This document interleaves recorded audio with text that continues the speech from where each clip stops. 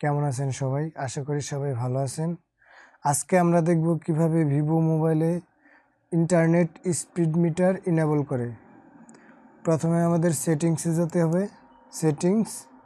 সেটিংসে যাওয়ার পর দেখেন এখানে লেখা রয়েছে status bar and notification. Status bar and নোটিফিকেশনে যাবেন। আমি স্ট্যাটাস বার নোটিফিকেশনে আসলাম। দেখেন এখানে লেখা রয়েছে নেটওয়ার্ক স্পিড, এটাকে ইনেবল করে দিলেন।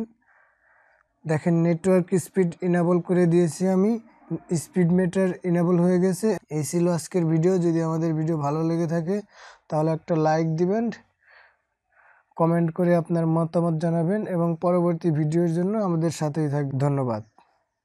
কথা হবে অন্য কোনো ভিডিওতে অন্য কোনো টপিকস নিয়ে।